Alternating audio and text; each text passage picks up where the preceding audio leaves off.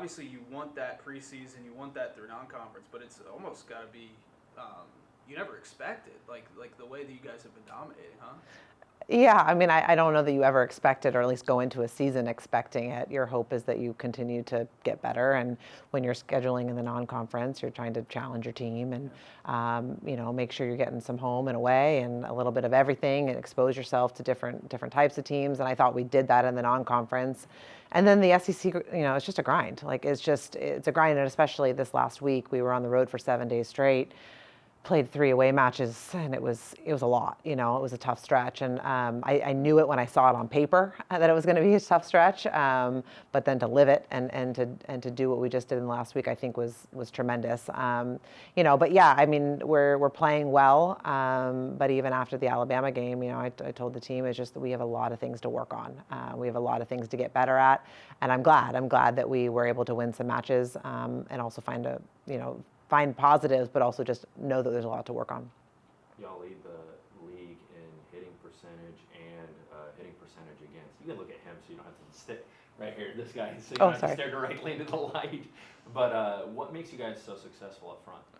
Well, we've got experience, for sure. We've got 3 pins who have a ton of experience. And then we've got a really good setter, who's able to locate and deliver the ball and kind of keep defenses honest. I think there's a lot of trust that has started to build in the summer when they were playing together, and has continued to get stronger and stronger. And as we've gone on, I think our middle attack has just gotten better and better. And so that trust has grown as well. And so, we don't have rotations where we only can set one person, or we're really heavy to the left or really heavy to the right. I think in any situation, our setter feels comfortable and confident that she can give the ball to anybody, and the hitters have a lot of trust in themselves that, they might get the ball in this situation, and they're prepared. So I think that is a big reason why we've been able to hit for such a high percentage. Has this team changed its approach at all, kind of going from the hunter to the hunted a little bit because of the success that you guys have had? What's it like in the building every day? Is it any different than it has been in the past? Not to me. I don't think so. I think as coaches, we're kind of pride ourselves on being really consistent in our approach and how we show up to practice every day. The feedback we give, the expectations and the standards that we have in the gym every day continue to be the same. They haven't changed. And I think the same for our older players who have been out there. They understand that we're still only 5 matches into the SEC. There's a lot of volleyball left to be played, and everybody's good. Everybody we play in our league is good, and so it's a practice by practice, match by match mentality. Has nothing to do with the rankings or what happened in the last match. It's just what are we going to get better at today. How does someone like Caroline come in and find immediate success? Because for an 18-year-old to be playing as well as she is at the highest level of volleyball, it's extremely impressive. Yeah, she's a special kid, for sure. She took last year, when she knew she was going to redshirt, she took it upon herself to be as physically prepared as she possibly could. And I've never really seen somebody do what she did in a redshirt year, from the extra workouts with our strength coach, to the extra film sessions, to the preparation and practice, to the questions, to our team film sessions when she was asking questions like she was going to be playing. She did everything. I think if you walked into our gym, you would have thought she was or you could have guessed she would also be the senior setter. It was hard to tell just because of the way she carried herself. And so she came in a really confident player and a very talented player, but I think her jump really came when she took advantage of the 12 months that she had, to not have to play in matches, but it was like, how can I get better? And so she went into this season with a ton of confidence because she's done so much work. There were a lot of lonely hours for her in the gym where she was the only, she's in here by herself, and she's practicing and she's setting, and I didn't see her, but apparently she was in yesterday also on our day off. We got back at 1 o'clock in the morning and she's in the gym. So it's like that's how players, get to the level they're at, is just a work ethic. And she's had that, and she continues to have it, and she's got really high standards for herself, and I think it's showing. You said it, there's a long way to go. You're only through 5 SEC matches, but it's been a while since you guys have gone the full distance. I think Wisconsin was the last time. How do you I guess, try to prepare your team, because that's going to happen eventually. You're going to have your backs against the wall eventually. Sure. How do you try to prepare them for that moment when it comes? Yeah, it's funny because I'm like, gosh, like I think we went 2 sweeps and 4 sets, and it didn't feel like that, because I was like, oh, everyone's saying we're sweeping teams, and I'm like, it's hard. It's hard to win 3 sets in a row, and we've continued to do it. And even against Mississippi State, when we lost that 3rd set, the response from our team was so great, and I really can only judge what we responded against Wisconsin. We were down 0-2, and we have when we have lost sets, our team has continued to respond. Not something I think you can necessarily prepare for in practice, but I think again, having leadership, having experience out there, understanding it's only 1 set. Good teams lose 1 set all the time. It's just about how do you respond to it and what adjustments do you make in the next. You speak about experience. Morgan Fingal is probably the most experienced player in the NCAA right now. What does it mean to have her on this team to be a leader? Yeah, I mean, sometimes when I'm watching us play, it's like, gosh, she just bails us out of so many situations, and it's she does it so effortlessly at times, even though I know it's not, but it's like her recognition of, hey, we need to slide out. We need this point, or this is not a great set. I need to manage this situation.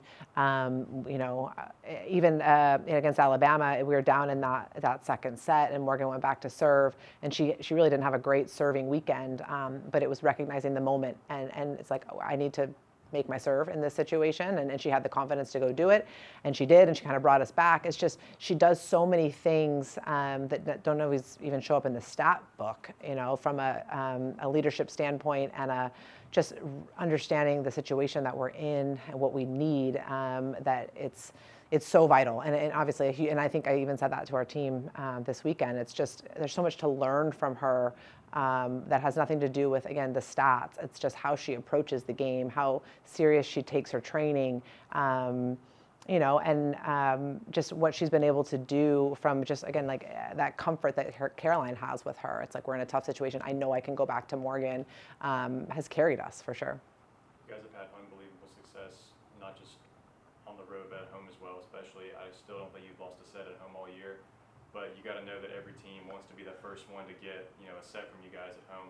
So how does that kind of affect preparation, just to know that you're going to get everyone's best shot, especially at home? Yeah, it is something we talked a little bit about, just addressing that kind of that, I guess, responsibility that we carry, and understanding that we don't have a bunch of players who have been in that situation before, and understanding, especially when we went on the road, how good of matches we were probably going to face. The teams we were going to play, we're going to be prepared, and it'll be the same. When we're at home, we're going to continue to get everybody's best shot. But I think that's we wouldn't want it any other way. I want to play a healthy team on the other side that's going to give us everything they have, and we're going to learn from that and get better. So I think we enjoy the competition. We're excited about it, and we're not going to shy away from it.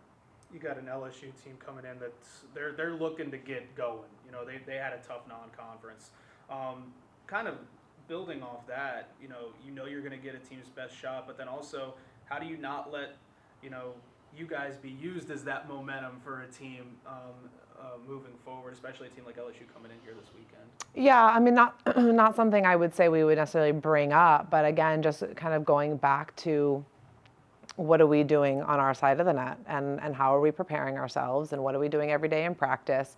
I think that's where we try to continue to keep the focus, because we don't have any control over what's going to happen on the other side of the net, and what team's going to bring what are they going to throw at us. I mean, our job when we get into the match is to make adjustments if needed, and okay, we see they're doing this, we're gonna change to this, those kind of things, and make some X's and O's kind of decisions. But in terms of preparing for, I mean, we talk about it all the time, like everyone in our league is good. So we need to be prepared for a good match every time we get out on the floor, and again, having older players, I know I'm kind of like beating that, but it's like, that's the reality. It's like, we have players who have been out there that understand, you got to show up and you got to be ready to play. It doesn't matter who's on the other side of the net in our league. Everybody's good enough on any given night. Was there a moment this year where you learned the most about your team?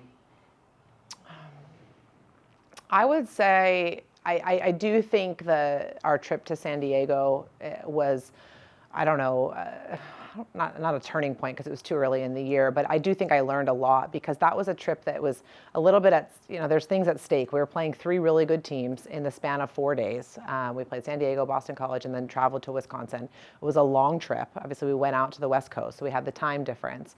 And we were, we had some, we have a player from out there, and so we got some kind of personal or fun team bonding stuff as well.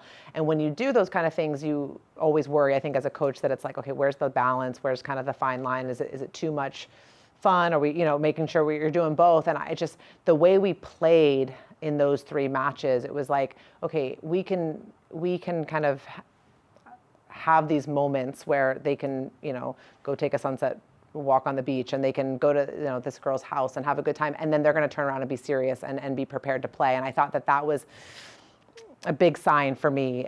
This team is ready. They understand that they have a job to do, and they just understand the responsibility of kind of going on this trip and what it means, and they're still very businesslike. Yeah. Building a relationship as a setter with your hitters is very important. You said Caroline Kerr spent a lot of time in the gym in order to build relationships, but how did she quickly build those relationships in just a 2-year period right now, because she had the redshirt year and then now? Yeah, I mean, again, some of it is she came in that way. She's just that, she's got a personality that I think people gravitate to. She's also not afraid to say what she thinks needs to be said. She doesn't shy away from tough conversations, but she delivers it in a way that I think is received well by teammates. And so I think she built that trust starting last year and then continuing.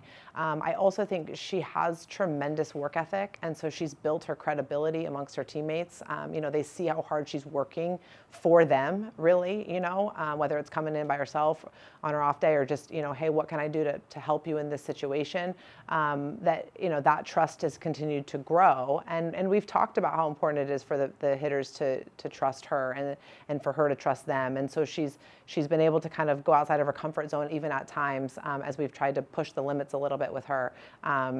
And she hasn't shied away from that. She hasn't just tried to stay comfortable in what she's good at. She's really just been accepting of coaching and feedback. And I think her teammates see that, and so the trust has continued to build.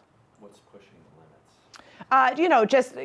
Maybe she feels comfortable making a set to Janasia in this situation, but it's like, that ball needs to go to the middle, or let's try to get that ball back, or let's set the back row in that situation. And instead of saying, well, I'm comfortable going to Janasia in this situation, it's like, okay, I know for this team to be great or to continue to get better, we may need to set that ball instead, that kind of thing. Leadership of Morgan and Caroline, obviously well documented.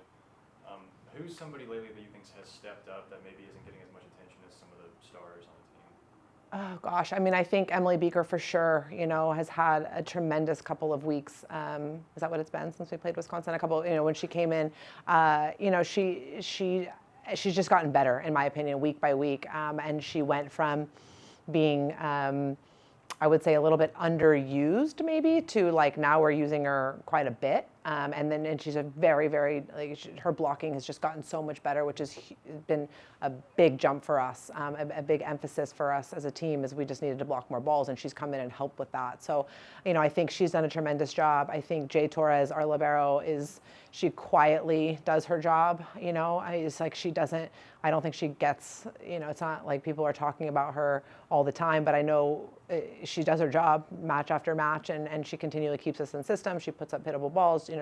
She makes routine digs, and she's just got such a calm presence. So I think, for sure those two are doing a great job, and maybe kind of a role that isn't noticed as much.